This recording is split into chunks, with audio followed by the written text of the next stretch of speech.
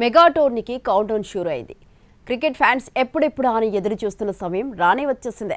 మరో 2 రోజుల్లో ఐపీఎల్ ప్రారంభం కాబోతోంది. తొలి మ్యాచ్ బెంగళూరు వర్సెస్ హైదరాబాద్ జరగనుంది.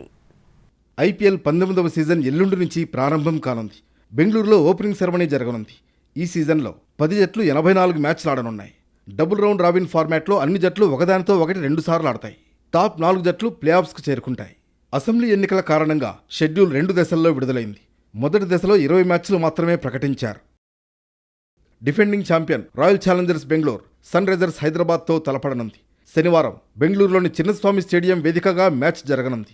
గతేడాది ఆర్సీబీ విజయోత్సవాల్లో జరిగిన తొక్కిసలాట ఘటనలో మరణించిన 11 మందికి నివాళిగా మ్యాచ్లో 11 సీట్లు ఖాళీగా ఉంచనున్నారు. స్టేడియం లోపలి ప్రవేశ ద్వారం దగ్గర మెమోరియల్ కూడా ఏర్పాటు చేశారు.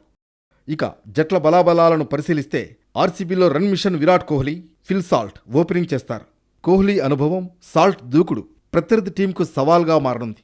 ఇక మిడిల్ ఆర్డర్లో రజత్ పటిదార్, టిమ్ డేవిడ్, వెంకటేష్ అయ్యర్ లాంటి హాట్ హిట్టర్లున్నారు. గత సీజన్లో చూస్తే ప్రతి మ్యాచ్లో ఒకరు మ్యాచ్ విన్నర్గా నిలిచారు. బ్యాటింగ్ పరంగా పర్ఫెక్ట్గా ఉంది. కోహ్లీపై ఆధారపడడం కూడా తగ్గింది. అయితే బౌలింగ్ డిపార్ట్మెంట్ కాస్త వీక్గా కనిపిస్తోంది. Josh Hazlewood గాయపడ్డాడు.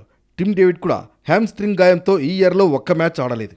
దాంతో భువి, యష్ దయాల్పై భారం పడే ఛాన్స్ ఉంది.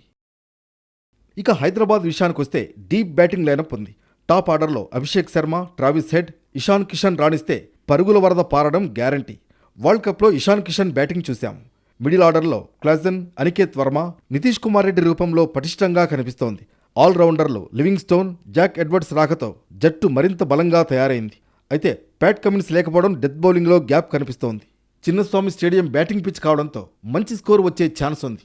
డ్యూ ఫ్యాక్టర్ వల్ల టాస్ గెలిచిన కెప్టెన్ ఫీల్డింగ్ ఎంచుకునే అవకాశం ఉంది.